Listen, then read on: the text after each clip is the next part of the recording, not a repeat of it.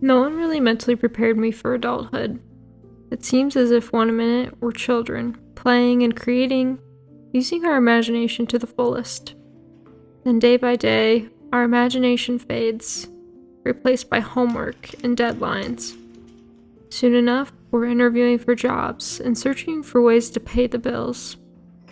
Our days are no longer filled with stories and adventure, but rather priorities, efficiencies, and endless screens.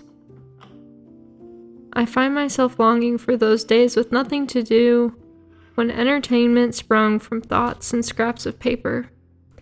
These days my hands cramp from typing on keyboards, but remember when using scissors for hours would leave the same satisfying ache?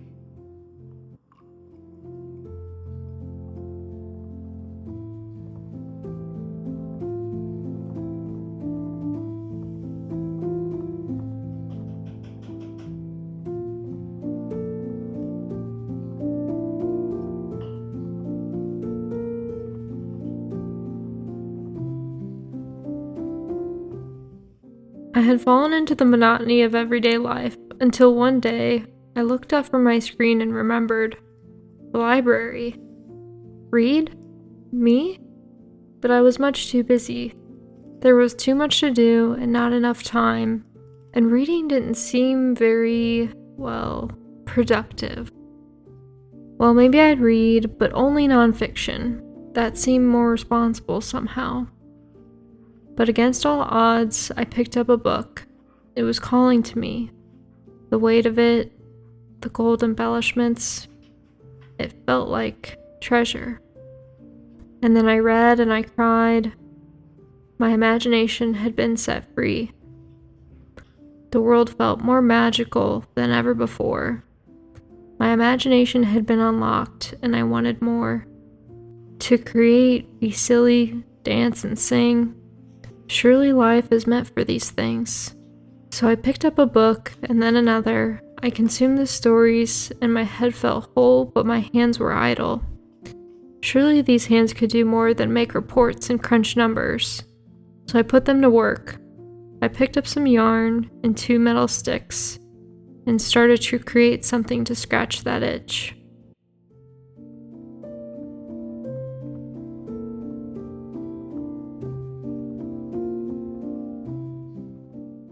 I knit until my hands cramped or I couldn't see in the dark. Then finally one day I had finished. A beautiful blue scarf.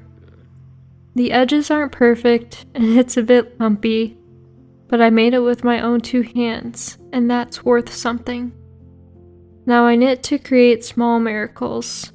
To think that this used to be a simple ball of yarn, and now it's a comfort and a friend. Along the way, I make mistakes. Drop stitches, wrong patterns, tangled yarn. But these mistakes remind me of childhood lessons we sometimes forget. Mistakes aren't failures. They're opportunities to learn and grow. As children, we understood this instinctively. We fell down, got up, and tried again.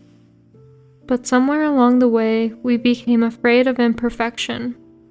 But that fear only holds us back from creating, from fully living.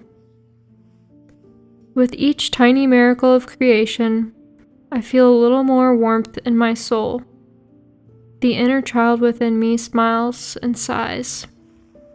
All is more right in the world than it was yesterday.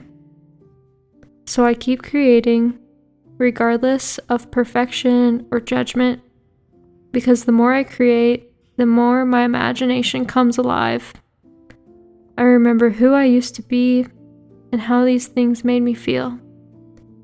And the hope, my friend, is that you can feel this way too.